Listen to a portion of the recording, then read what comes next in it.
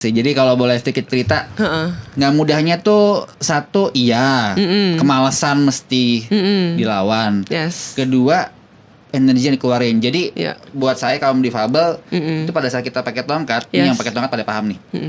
Kalau orang berjalan mempergunakan tenaga 10, kita 20. So, story lagi mungkin sedikit semangat lagi. Ibu saya setelah saya kanker juga kena kanker. Gilanya adalah beliau di usia 63 tahun Maret divonis kanker, November sembuh.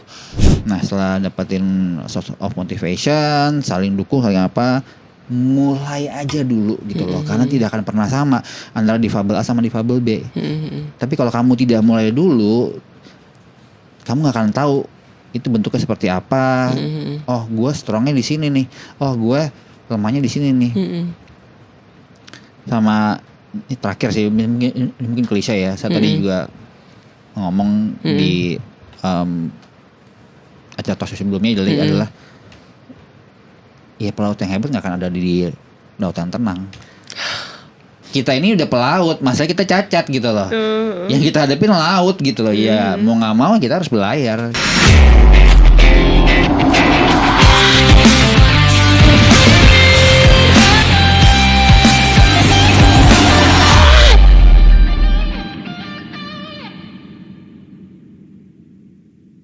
Hai Dasher, selamat datang kembali di Easy Pace Podcast, persembahan dari Dashboards. Hari ini saya sudah bersama narasumber yang sangat keren, inspiratif.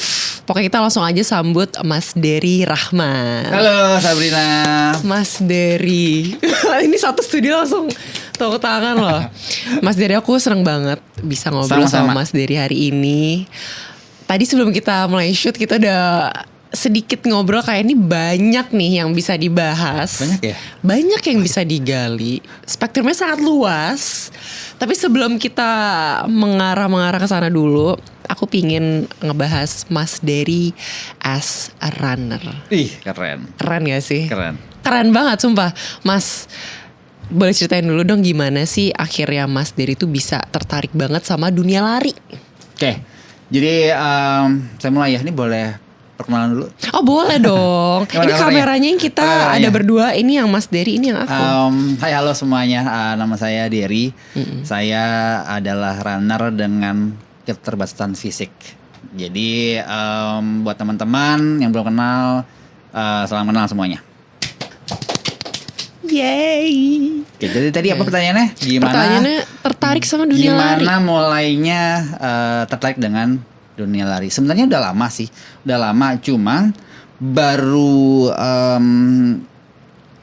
baru dapetin pencerahannya itu pada tahun 2023 2023. Waktu itu saya sama teman-teman itu kita ada bikin event lari, kita menyelenggarakan event lari yang namanya Jakarta Marathon 2023. Di situ saya mulai involve lagi di tahun berikutnya di Jakarta Running Festival 2024. Itu saya lihat kok lari ini positif banget ya. Semangatnya, disiplin mereka latihan, terus juga kolaborasi antar pihak, komunikasi antar runner, positif banget. Tapi ada one big question, kok nggak inklusif ya? Ada yang muda, ada kid dash kalau di kita di Jakarta Running Festival, ada yang senior, ada male female segala macam. Tapi kayaknya kok ada yang kurang ya gitu. Yaitu yang kaum difabel gitu loh. Terus saya tanya nih sama teman-teman para runner senior, sama teman-teman pihak penyelenggara lari, sebenarnya ada dan boleh nggak sih kalau difabel ikutan event lari? Jawabannya adalah mereka kayak mikir sebentar, kayak di luar sih ada bro. Di luar sih ada bro gitu loh. Di Indo banyak yang ngobrol belum pernah lihat sih kayak gitu. Oke, my next question, boleh nggak kalau saya ikut serta? Terus dia cuma diem. Banyak benar, semua sama kayak diem gitu. Nggak ada larangan sih. Iya benar. Yang penting device-nya adalah dibedakan antara using tongkat sama pakai wheelchair. Oke. Kalau wheelchair kan dia benar ada alat bantu roda. Yes. Kalau tongkat tuh benar-benar your own body, your own energi kan gitu Yes. loh. Akhirnya boleh sih, akhirnya pas juga banyak ngobrol, akhirnya saya diperbolehin. Jadi itulah asal muasalnya sebenarnya udah lama. Cuman baru hanya pada saat 2023 saya menyelenggarakan event lari. Gila, keren banget loh Mas. Sama-sama. Mau tahu kayak gimana ya, lari dengan aku yang 2 kaki aja tuh tidak mudah. Memang sih. Tidak mudah Mas. Memang sih. Jadi kalau boleh sedikit cerita, nggak mudahnya tuh satu, iya, kemalasan mesti dilawan. Yes. Kedua, energi yang dikeluarin. Jadi Iya. buat saya kaum difabel itu pada saat kita pakai tongkat, ini Yes. yang pakai tongkat pada paham nih. Kalau orang berjalan mempergunakan tenaga 10, kita 20. Extra effort itu Iya, pasti karena dikeluarin. kaki itu sebenarnya dari lahir sudah dilatih ototnya. Berjalan sampai dengan nanti kita selesai tutup usia. Basically kaki memang sudah terbiasa dengan membawa beban bobot tubuh ya. Nah, tapi kalau kita difabel itu kepotong setengah tuh si kaki ini. Untuk kasarnya berarti saya posisi kanan saya ini dia bobotnya sudah kepotong setengah. Sisanya kebantu oleh upper body nih. Upper body. Jadi pada saat lari saya itu sebenarnya melakukan di push up sama rowing. Di push up, rowing dan juga melakukan lari menggunakan kaki. Tapi 10 kilo.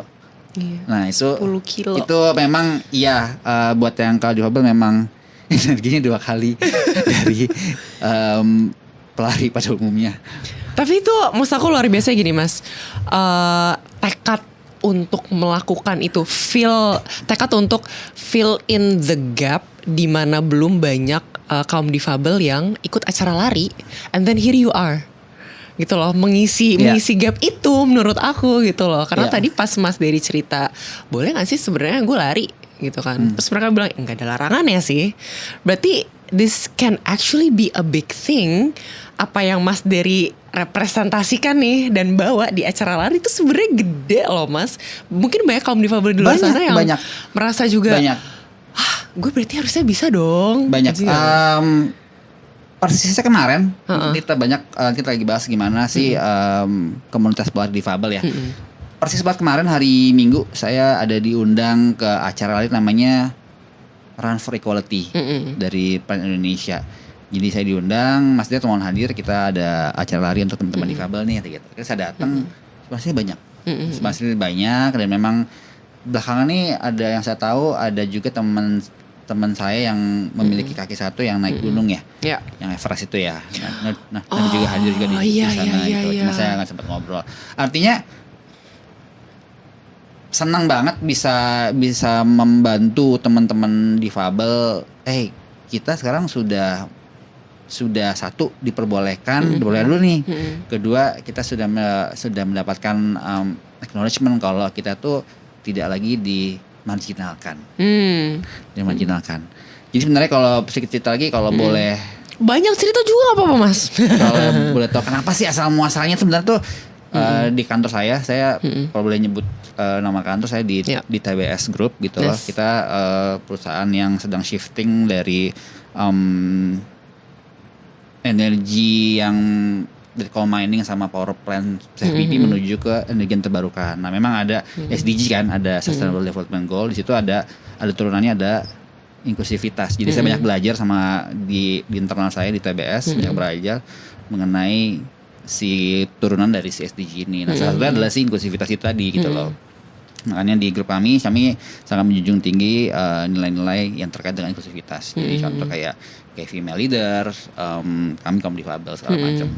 Nah, disitulah saya banyak belajar. Nah, memang it's a long shot, it's a long way to go. Tapi kalau nggak mulai dari sekarang, ya kita nggak akan gerak.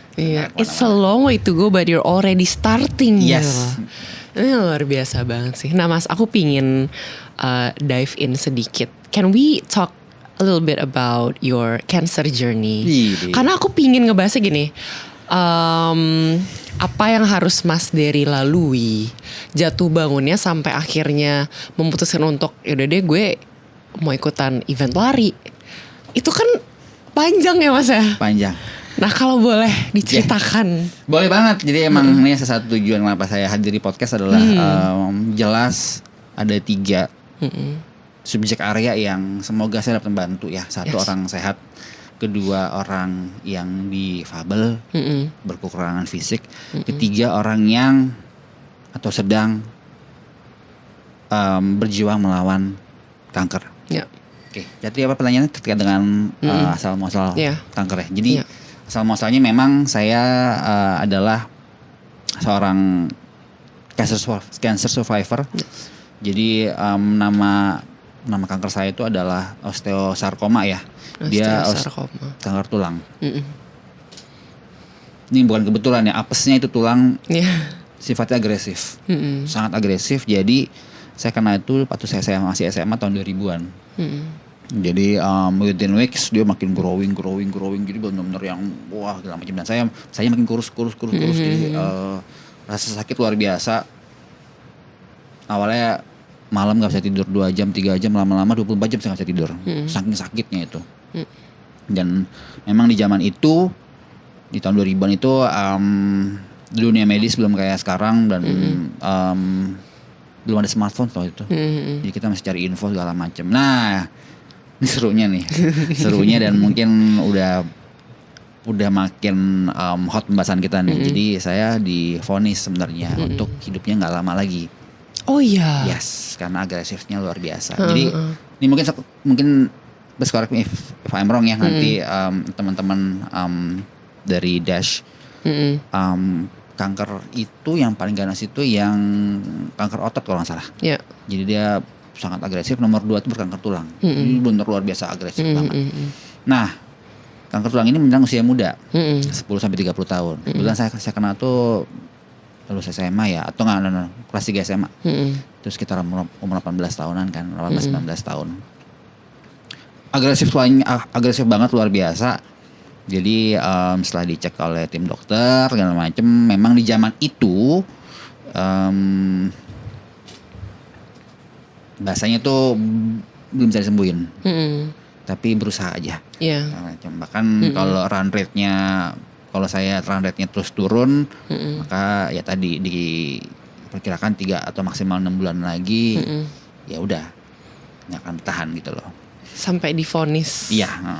Maksud aku mental state-nya gimana dari divonis bahwa ya maaf Pak Dery cuma punya beberapa jangka waktu sedih tertentu banget, nih. Hancur banget. Buat hidup sampai di titik ini. Hancur banget hatinya. Orang tua juga hancur ya lah, semua hancur. Cuma waktu itu saya ngomong sama orang tua, kayaknya kalau saya mati selesai, nggak berjuang final fight, nyesel nanti di alam bakaan gitu. Makanya yuk mah kita semangat yuk. Kita cari informasi apa kek, anything pasti di jalan kok. Kalau memang beneran saya selesai, seenggaknya kita udah maksimal berjuang mah. Saya waktu itu ngomong sama mama ya, sama ibu saya. Akhirnya mama nangis 3 hari, abis itu ya udah yuk. Akhirnya udah semangat. Sebentar, story lagi mungkin sedikit semangat lagi. Ibu saya setelah saya kanker juga kena kanker. Gilanya adalah beliau di usia 63 tahun Maret divonis kanker, November sembuh. Luar biasa. Jadi memang waktu itu mama tahun 2013 dikenanya. Kalau anak gue aja Dery bisa sembuh, gue juga bisa. Nah itu saya sih seneng banget sih mama.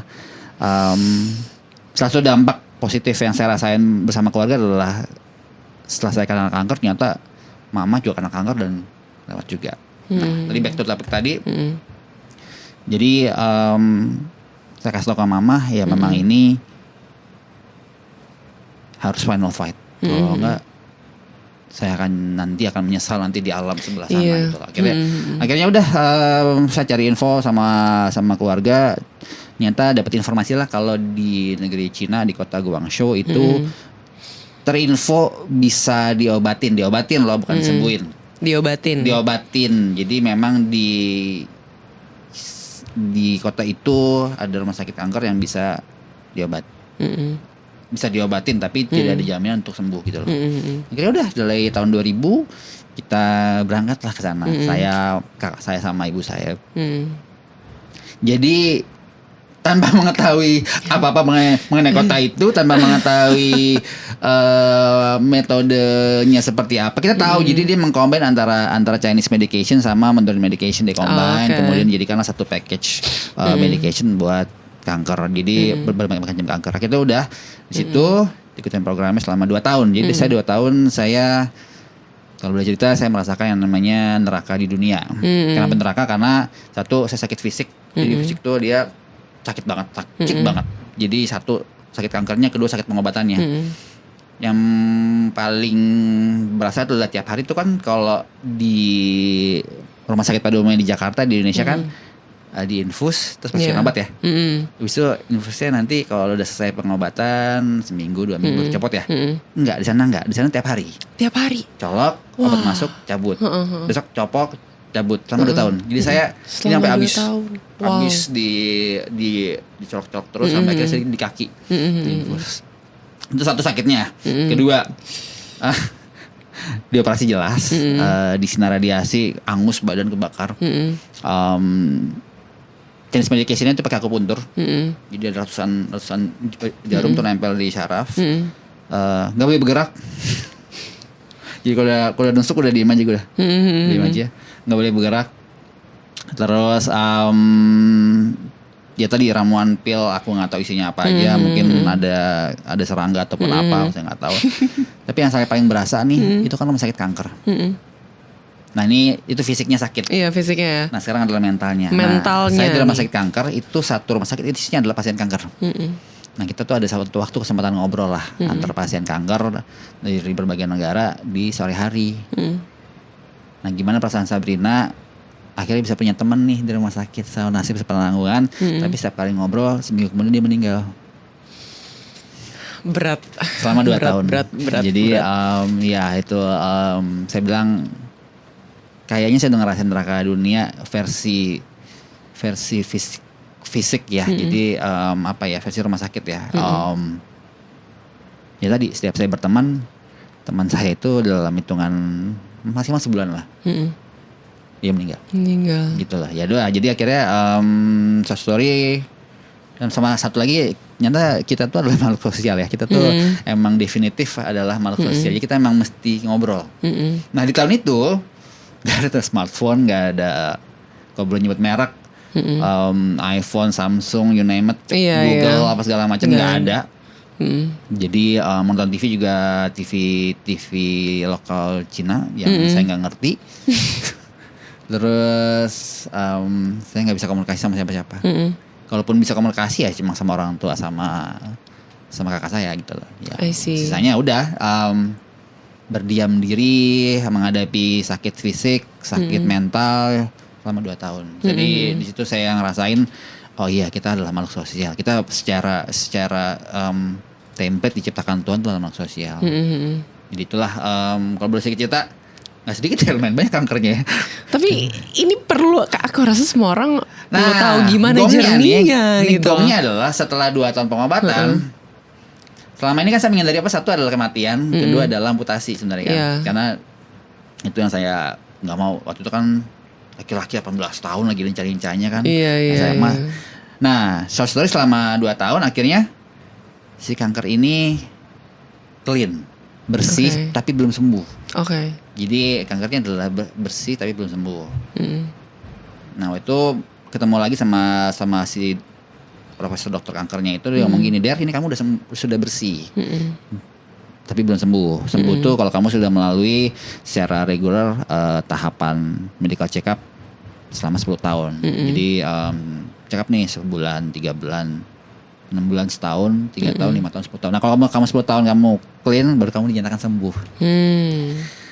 Oke dong, seneng dong. Terus tapi itu kamu harus memilih sekarang. Maksudnya milih ini ke depannya kamu mau gimana. Waktu itu sampai pakai tongkat ya, pakai tongkat.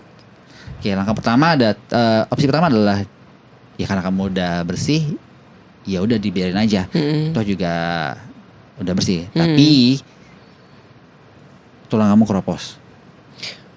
Jadi ini ada tulang, ini ada kanker. Jadi si kanker itu selama 2 tahun karena dia agresif, dia makanin masa tulang kalsium segala macam. Jadi setelah ini clean, ya udah yang sisa adalah tulang yang keropos. Oke, itu opsi satu. Opsi 1. Opsi kedua adalah ya di zaman itu ada metode percobaan, masih percobaan, untuk singkat percobaan itu menggunakan tulang buatan dengan bahan titanium kalau saya nggak salah. Jadi ada logam yang masuk ke dalam tubuh. Tapi tadi harus direview terus, dan dia selama 15 tahun itu harus diganti karena kan untuk menghindari korosi ya. Nah kalau jadi korosi ada karat lagi ya, yes you will die again potentially, you will die again. Jadi mesti diganti, berarti mesti ada operasi lagi lah macam. Opsi kedua, opsi ketiga dibilang, saya ingat banget dia ngomong gini.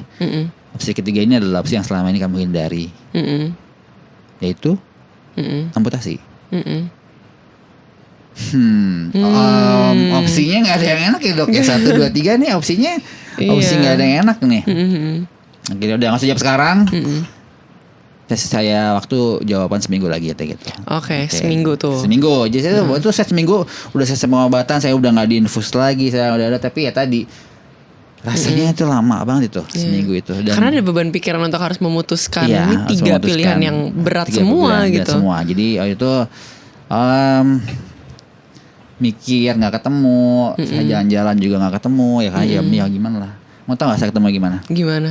Nih ini saya sedih banget pas tahu jawabannya ini. Jadi waktu itu saya jalan-jalan lah, jalan-jalan keliling-keliling. Abis itu saya ngobrol lah sama ada satu orang, kebetulan dia difabel juga tapi buta. Ngobrol, terus akhirnya saya curhat nih, ya ini saya bisa ini nih. Kamu tau gak dia jawab apa? Kamu tuh beruntung Diri. Gue ini mau dipotong kaki gue gitu, dan lu bilang gue beruntung. Sebelah mananya beruntung? Ya kamu tuh beruntung. Setelah dipotong kamu bisa pakai kaki palsu. Saya nggak ada mata palsu loh, Der.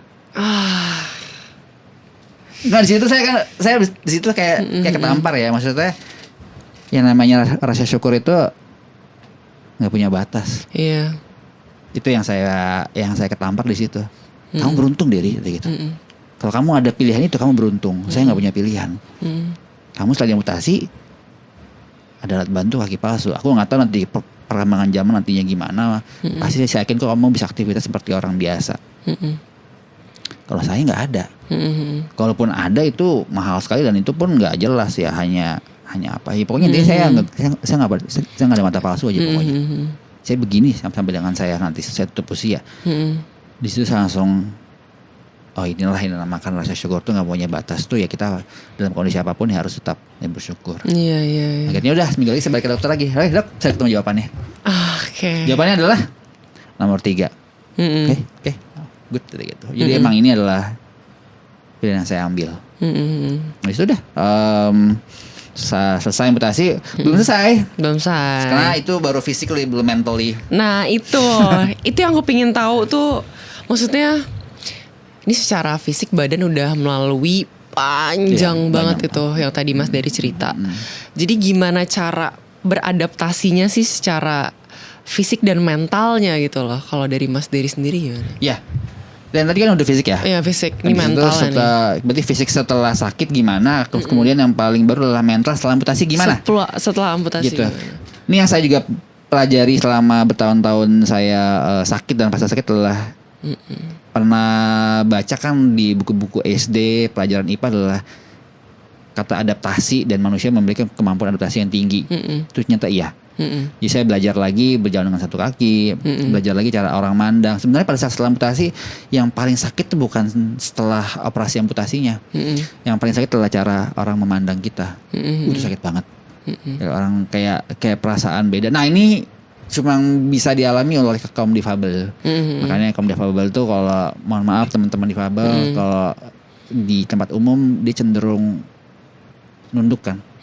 Karena dia nggak mau dilihat pada dasarnya. Nah aku ada follow up question habis ini. Oke. Iya. Lanjut. Karena dia cenderung nunduk karena pada dasarnya kami kaum difabel itu we are mentally broken. Jadi kita itu sangat hancur. Jadi kalau tempat umum tuh mereka suka nggak pede kan.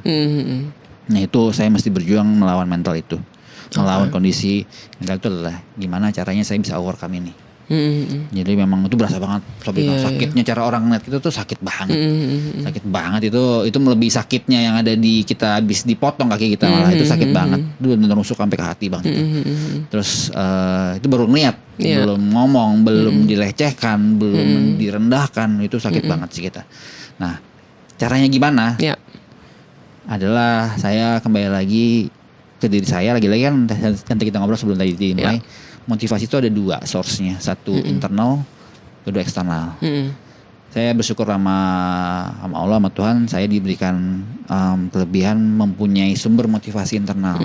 Jadi saya bilang ini kalau kayak gitu nggak bisa nih, nggak bisa nih, harus maju. Dan yang kedua adalah orang tua sebenarnya, adalah ibu saya. Jadi pada saat itu saya ngeliat sekarang masih ada orang tua, masih ada support saya, masih ada kakak saya.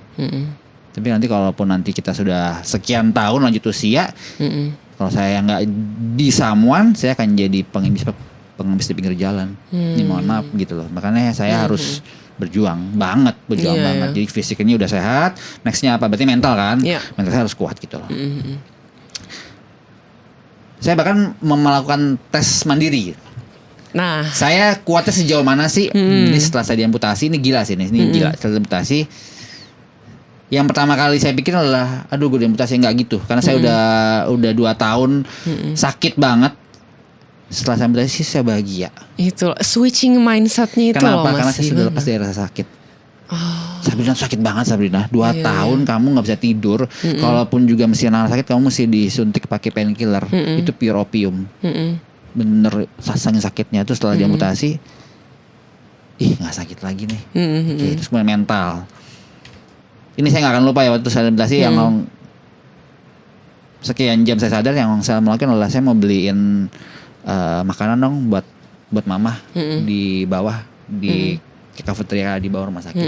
Itu yang saya lakuin. Saya pengen lihat cara orang mandang saya tuh. Ternyata emang benar-benar sakit. Emang benar-benar sakit. Jadi ya tadi mentalnya adalah kita adalah manusia memiliki kemampuan adaptasi yang sangat kuat. Surprisingly yang saya temukan adalah gak cuma fisik, mental juga merupakan salah satu bagian dari kemampuan manusia untuk beradaptasi, menyesuaikan dengan lingkungan. Itu yang saya pelajari di dalam pengalaman saya sendiri. Tuh. Tapi ini agak intens ya kita ya. Ini enggak, tapi ini maksudnya ini intens banget ya. Ini intens, tapi menurut aku it's something that kita semua harus denger. Habis itu udah setelah saya berhasil program, what next? Orang tuh lagi-lagi yang nggak mau ngasih pressure ke saya, ya udah waktu saya mesti kuliah, ini gimana hidup saya gitu loh.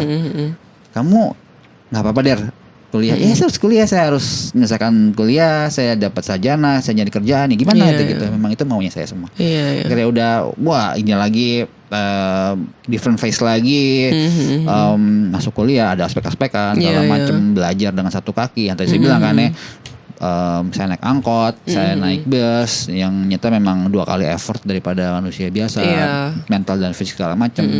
Yaudah akhirnya saya sampai sore menyelesaikan studi S1, kemudian nyari kerjaan kayak orang normal pada umumnya. Makanya saya senang banget tagline kemarin di Run for Equality adalah hashtag sampai semua setara. Sampai semua setara. Dan saya berjuang banget untuk kayak tadi, untuk wording itu kok. Dan alhamdulillah short story sekian 20 tahun kemudian, alhamdulillah saya memiliki kemampuan ya, kondisi yang setara dengan orang normal. Betul. Saya berjuang banget untuk itu. Tapi itu luar biasa banget sih Mas. Maksud aku ini sebelum kita bahas happy-happynya Mas dari ikutan acara lari ya, tapi di balik itu ada proses ada panjang, progress, ada regress juga yang panjang dan menyakitkan. Panjang dan menyakitkan untuk Mas Dery. Panjang dan menyakitkan, betul. Itu maksud aku, itu semua sudah dilalui nih Mas. Sampai akhirnya fast forward ke acara lari pertama Mas Dery. 2024 itu kan 5K itu Mas. Kita bedah jadi 3 nih. Perasaannya pas daftar, pas ikutan acaranya, sama pas finish pertama kali 5K. Oke. Perasaan pertama pas daftar. Lagi-lagi. Ekspektasinya apa dari Orang Mas pada Dery? ngeliatin karena saya udah biasa diliatin orang dengan orang cacat gitu ya. Udah bukan itu levelnya. Levelnya adalah nganterin istri. Jadi istri saya tuh juga lari. Ya aku lihat di Instagram Mas Dery itu lucu banget, mereka sama-sama ikutan acara lari. Jadi saling tunggu-tunggu. Pertama kali respon yang lihat saya adalah nganterin lari. Nemenin istri daftar lari. Nah, setelah saya daftar, saya foto, di situ orang pada bilang, "Lo Mas daftar lari?" "Iya." "Oh, pakai kesudah kali." Orang pada gitu. "Oh, ya udah oke." Gitu. Tapi pas lagi hari H, saya di Planet Sport, itu di pesan pertama adalah seneng banget.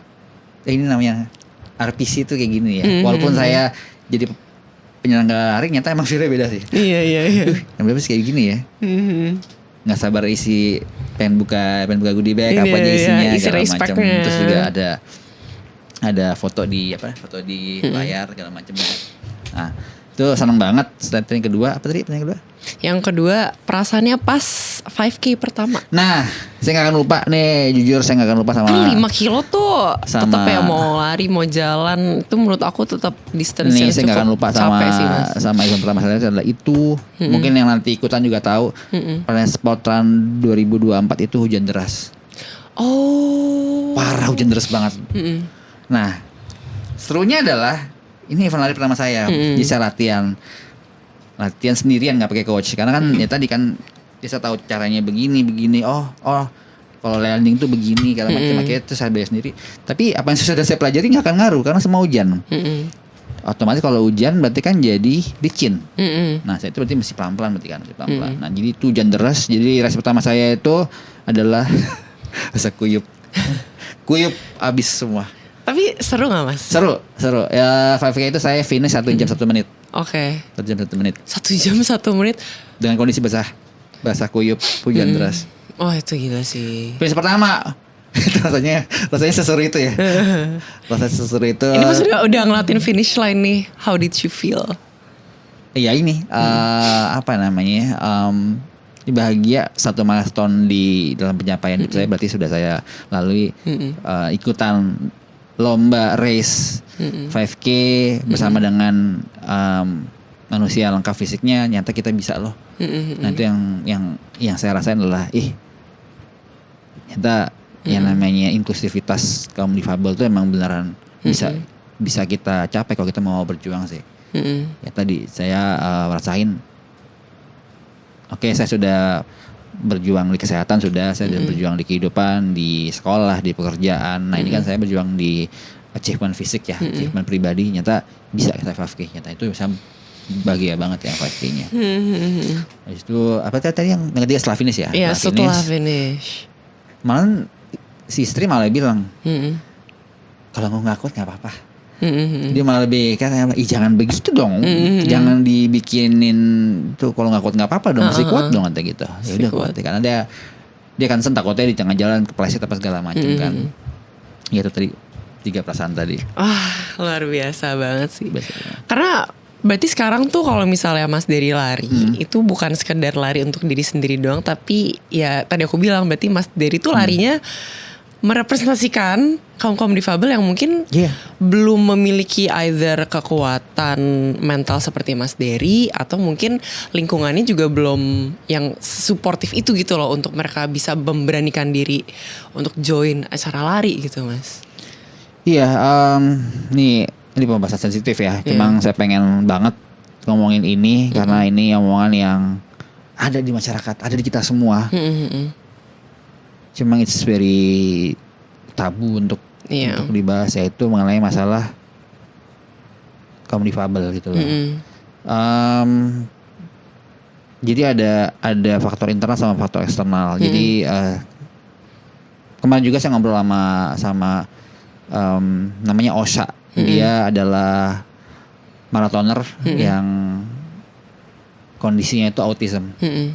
ASD kalau nggak salah. Jadi saya juga shock juga nyata penyandang ASD autism spectrum disorder nyata bisa hidup normal, bisa lari 42K, bisa punya pekerjaan. Saya juga sama sama teman saya namanya si Osha itu gitu loh. Akhirnya dia bilang, iya Mas Deret gitu, yang kayak kita tuh nggak banyak kata gitu. Ya tadi tugas saya adalah untuk memberikan gambaran kalau kita ini bisa gitu loh, sehingga harapannya adalah teman-teman difabel dengan caranya mereka sendiri, mereka menemukan caranya seperti kita, Mas. Jadi di situ kemarin saya juga oh iya benar nih Osha nih kayak gitu, karena kata difabel terlalu luas. Turunannya banyak, ada yang mohon maaf tangannya satu, kakinya satu. Nah, tapi dengan caranya masing-masing, kalau kamu nggak mulai, kalau kamu nggak berupaya, itu nggak akan kebentuk itu jalan. Nah kalau si Osha dengan dia berlari, itu dia menemukan jalannya untuk dia tuh nggak pernah nyerah gitu loh.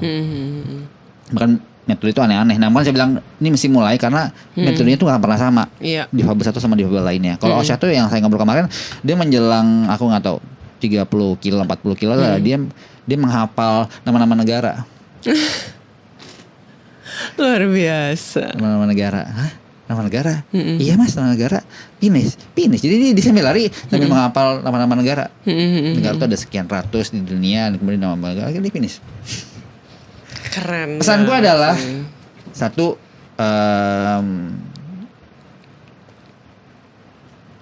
nggak ada yang nggak mungkin. Itu dulu. Jadi ada satu general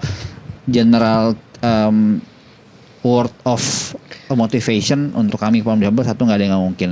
Kedua, apakah sudah ada contoh? Ada teman saya Osha, ada yang difabel satu kaki yang naik ke Everest, itu gila juga sih itu. Nah, memang nggak gampang. Kemudian saya alhamdulillah berhasil 5K 10K.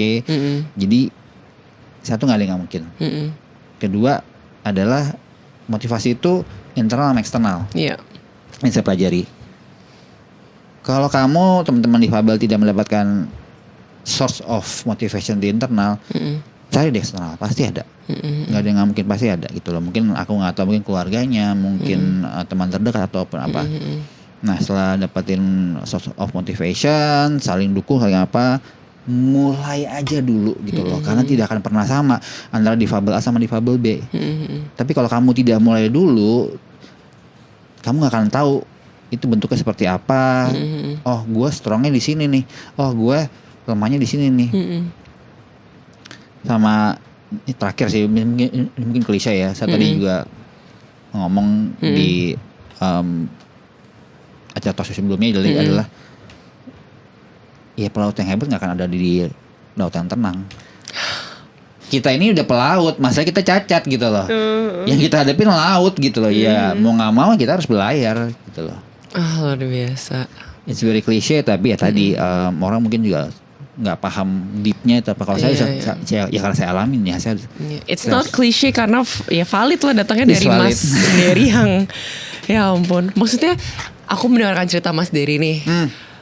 Jelas aku tidak akan bisa relate, tapi mendengarkan ceritanya jatuh bangunnya Mas Dery sampai bisa di titik ini tuh it's apa ya, jadi bensin buat aku kayak ya coy, ya lo nggak ada alasan. Karena kalau kita ngomongin down ya, semua orang pasti down sama kok.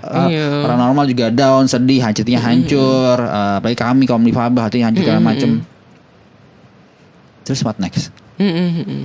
Ada satu pepatah mungkin juga sebenarnya pernah baca. Kalau kamu down sampai rock bottom, the only way is up, right? Betul dan saya sangat setuju. Ya, the only way is up, right? Ya udah. Gitu. Dan apa ya, saya tadi yang saya bilang, apa yang sudah saya lalui, apa yang si Osha lalui, apa yang tadi saya nggak apa namanya, yang sudah naik ke Everest juga lalui, itu nggak akan nyaman. So pain is your friend if you want to grow gitu loh. Jadi nggak akan pernah nyaman. Bener. Emang saya lari 10 kilo nyaman? Enggak lah, tuh nggak nyaman lah, nggak nyaman. Growth is uncomfortable. Yes. Itu. Gitu. So, rasa tidak nyaman itu adalah teman kamu kalau kamu mau growth gitu. Nah ini terakhir banget nih sebelum kita tutup sesi ini sama Mas Dery. Aku punya satu pertanyaan untuk orang yang punya keterbatasan nih Mas. Gimana untuk Mas Dery tetap memotivasi diri Mas Dery dan memotivasi orang lain. Ada nggak sih? Aku tuh biasa tanya ini ke semua narasumber yang datang. Jadi biasa mereka tuh ada satu word of motivation banget yang dipegang terus menerus kalau misalnya lagi ngerasa demotivasi, lagi ngerasa off atau lagi ngerasa apa, tapi ada satu words of motivation yang selalu keinget di kepala mereka setiap sedang melalui sesuatu yang tidak nyaman. Mas Dery ada nggak? Ada. Apa tuh Mas? Oke, yang tadi kita udah ngobrol ya. Jadi emang saya sangat bersyukur, lagi bersyukur tuh nggak pernah ada ujungnya. Bersyukur nggak Itu pernah ada satu. ujungnya. Jadi saya memilih amputasi ini karena saya bersyukur saya lebih baik dibanding yang bilang saya beruntung. Saya bersyukur memiliki kemampuan menumbuhkan motivasi secara internal. Jadi tugas saya adalah membantu teman-teman yang lain yang membutuhkan motivasi karena saya soal internal. Jadi statement terakhir nih, apa sih Der kalau lu bisa sampaikan ke teman-teman semuanya yang bikin lo selalu motivasi sampai dengan detik ini dan nanti ke depannya seperti apa? Saya dilakukannya selama 20 tahun ya. Saya diamputasi tahun 2001, ya 2001, berarti sekarang udah 24 tahun and we'll keep going. Yang saya lakukan adalah it's all only in your head. Ada kalanya apa yang kamu feel itu cuma ada di kepala kamu doang. Contoh, jadi gak akan bisa nikah nih. Deketin cewek aja lo buntung, itu kan di kepala lo doang. Belum lo lakuin kan. Makanya saya bilang start now guys. Jadi kita gak akan tahu kalau kita gak coba. Itu yang saya selama ini tanda kutip agak nekat ya.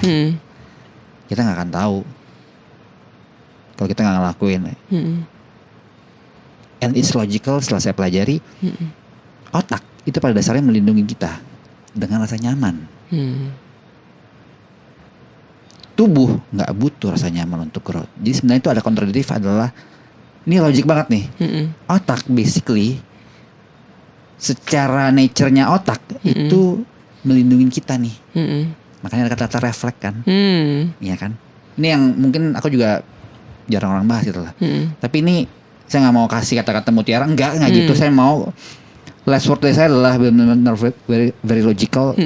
Dan kamu juga pasti pengen dapetin something itu, dan saya pengenin kamu dapetin something semua. Jadi otak ini itu melindungi kita tanpa kita sadari, dengan rasa nyaman. Gue pengen Dery enak nih, gue pengen Sabrina enak nih. Itu adalah kerja otak sebenarnya. Sebenarnya it's all in your head, but actually we don't need it. Karena kalau kita nyaman, ya kita nggak akan kemana-mana. Tapi kalau kamu push otak kamu, switch, it's all about mindset. Makanya adalah mindset, settingan. Kamu bikin otak kamu, gue butuh rasa nyaman. Setelah gue melalui yang tidak nyaman. Jadi cuma simpel kok. Kamu cuma ngebalik doang nih. Kamu cuma ngebalik yang tadi nyaman di depan, jadi nyaman di belakang. Kalau kamu nyaman sekarang, enak banget nonton Netflix and chill kan. Di saat kamu tuh, trust me, you cannot do it again, Netflix and chill. Tapi kalau kamu nggak nyamannya di depan, karena jadi satu yang tadi dibalik, yang kedua adalah it's all about balancing. Apa yang ada di dunia ini itu balancing yin and yang gitu loh. Ya tadi kita nggak mau kan yang sisi negatifnya di depan, sehingga kan ada yang yang kan ada yang hitam, ada yang putih kecil kan. Itu juga kebalikannya kan. Berarti di dunia ini semua berjalan dengan keseimbangan, balance. Makanya saya bilang kita butuh rasa nyaman setelah kita lalui yang tidak nyaman. Dan saya nggak pengen jadi cuma ngasih kata mutiara, enggak. Ini apa yang saya lakuin, it's very logical kok. Dan semua ada sekian puluh tahun, ratus tahun, ribuan tahun tuh sebenarnya ada di antara kita. Cuma kita lagi-lagi terlalu distracted. Ini saya dilakukan selama bertahun-tahun. Alhamdulillah saya menemukan jalan dengan jalan saya sendiri. So start doing guys. Luar biasa banget Mas Dery. Sama-sama. Pertama aku mau bilang makasih sudah meluangkan waktu, juga udah undang saya. energi, udah mau willing buat cerita jernih Mas Dery kayak apa. Dashers yang nonton, Namanya Dashers ya? Dashers yang nonton, ini adalah journey-nya Mas Dery yang menurut aku sangat amat memotivasi, inspiratif. Aku ngomong sama Mas Dery sekarang nih, ini semua olahannya jadi bensin untuk kayak ya udah berarti nggak ada. There's no reason for us to be lazy to. It's all about option, right? Option, iya. Saya nggak maksa kalau kamu mau milih ya silakan gitu loh. Iya. Cuma nanti nanti kamu jualan tahu. Iya. Tahu gitu. Tahu gitu dulu. Tahu gitu ya jualan tahu gitu kan. gitu Ya udah. Bener. Jadi semua adalah pilihan, misalnya Yes. adalah mindset. Ya nggak apa-apa, emang itu hal fungsi otak kamu memang pada dasarnya otak kita tuh pengen kita tuh nyaman gitu lah. Iya. Tapi pada dasarnya ya kalau kamu sedikit di switch aja, dibalik Iya. aja, hasil akan beda. Bener, switching mindset luar biasa. Thank you banget Mas Sama-sama, Dery. Sabrina. Thank Aku you so much. bener-bener Mantap. seru banget episode kali ini guys. Jadi untuk Dashers yang mau nonton episode-episode Easy Pace Podcast, jangan lupa untuk ke Spotify dan juga YouTube Dashboards. Di situ semua ada episode termasuk yang ini. Aku gak sabar banget untuk episode ini nanti tayang. Jadi semua Dashers jangan lupa untuk tonton terus Easy Pace Podcast. We'll see you guys on the next episode. Dadah. Bye.